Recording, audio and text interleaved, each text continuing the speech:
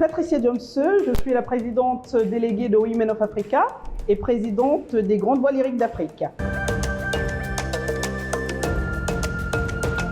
Alors, Women of Africa, c'est une très belle aventure humaine. Nous avons démarré nos activités il y a maintenant 22 ans.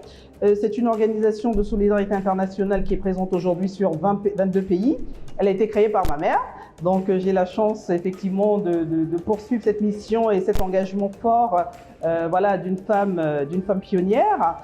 Donc en termes d'action, nous sommes présents effectivement, comme je vous l'ai dit, sur 22 pays avec des actions d'accompagnement des populations, développement durable des territoires. On adresse donc toutes les questions en lien avec les ODD, donc l'éducation, la santé, l'environnement, la biodiversité, la formation professionnelle, les métiers des sciences et techniques et mathématiques pour les filles, l'accès à l'eau, l'énergie solaire, voilà, la valorisation des ressources locales, les formations notamment de filles pilotes et astronautes, etc. Voilà, donc on a un champ d'action qui est extrêmement large, tout simplement parce que les besoins sont là et que nous avons effectivement un engagement fort, c'est celui effectivement aussi d'apporter de l'innovation sociale en Afrique et de créer des ponts de développement durable.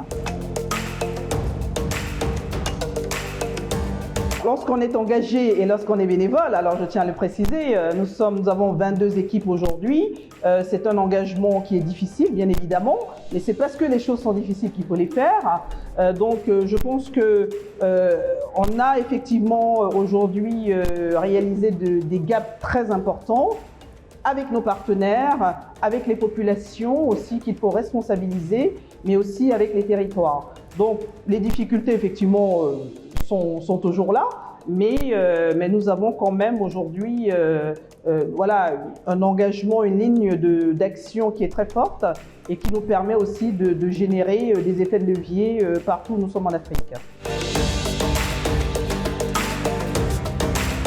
Je dirais que l'industrie créative en Afrique, elle est florissante, elle est dynamique, elle est innovante. Alors, nous sommes effectivement engagés pour la musique classique, en faveur des jeunes artistes lyriques et des jeunes artistes d'opéra africains. On travaille également pour la réinsertion et l'insertion des artistes professionnels. Notre engagement également au sein d'Africa Lyrics Opéra, les grandes voix d'opéra d'Afrique, c'est aussi de valoriser les compositeurs africains de musique classique. Donc ça, c'est important.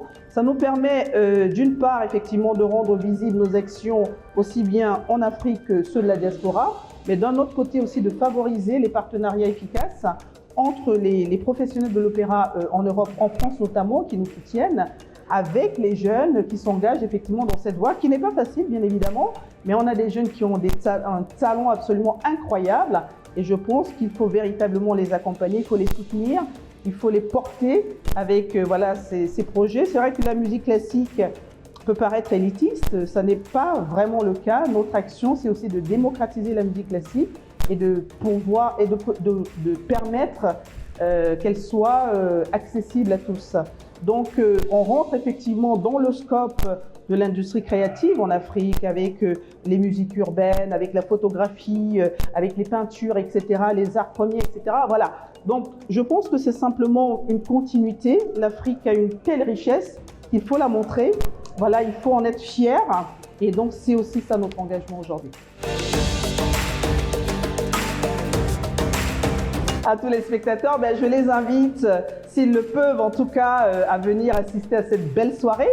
On reçoit l'Orchestre symphonique de la garde républicaine, le chœur de l'armée française, avec 9 solistes d'exception. Donc nous aurons également sur scène, pour la première fois, un extrait de notre nouvel opéra, Les Amazones du Dahomey, donc en langue fon et en langue yoruba. Donc c'est important aussi de porter nos cultures et notamment nos langues. Et ça n'est absolument pas incompatible avec le français et le fait d'être francophone, parce que nous sommes dans la semaine de la francophonie.